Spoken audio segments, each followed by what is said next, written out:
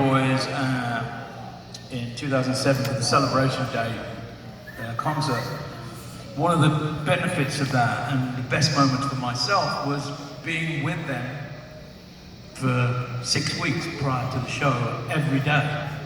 On the weekends I'd go back to my house in the Midlands in England where Robert is too, and so we would hang out on the weekend, and then on Monday we'd be back to work in London and get there at 11 a.m. and they would sit there.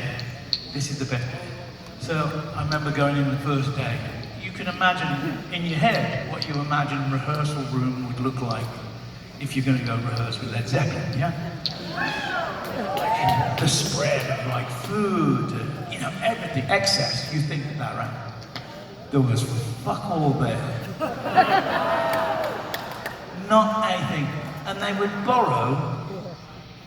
Somebody had a pair of reading glasses and they would borrow the reading glasses when it was their turn to read one newspaper. They would go, can I have the sports? And then Jimmy would have the money index, and there'd be, in the culture section, John Paul Jones, sports, Robert. And then they'd go, oh, can I borrow your glasses? I'm like, this is not fucking Led Zeppelin. And then this woman came round with the sandwiches and went, oh, Robert, I've got some extra pickle and cheese on yours. Here you go. I'm like, what? Well, but when we played, it was a different matter. But it was such a different experience than what I imagined.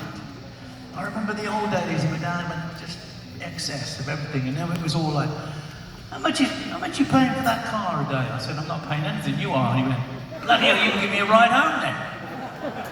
That's true.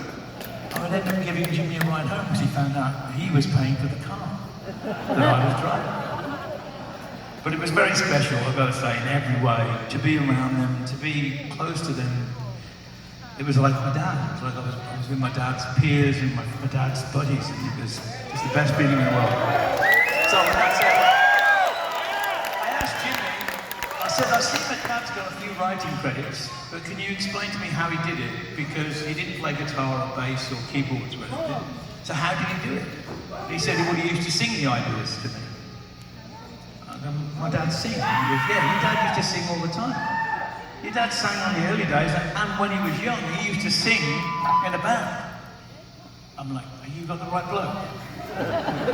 You sure? And my mum said, yeah, your dad was a singer in the early days because he wanted his turn at the front of the stage to make sure he got the chicks. It's true. So one night he was there, he made the singer come and play drums, and he's giving it all. Girl, I want to be with you all the time, all the night. And he's looking at this young blonde girl in the front, called Patricia, and she's looking up at him going, fuck off, you poser. And then she'd run into the bathroom and go, isn't he just dreaming? And then they start dating, and then 18 months later,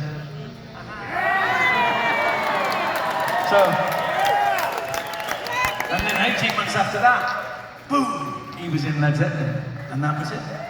World had changed forever for us.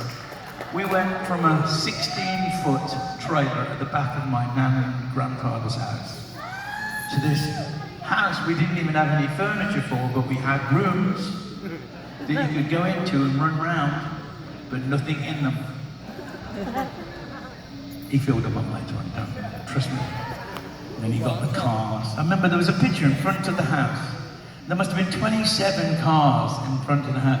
It was like, we've only got a 2-car garage. And he put them all on, so they were facing the whole frontage of the house. He loved his cars, well.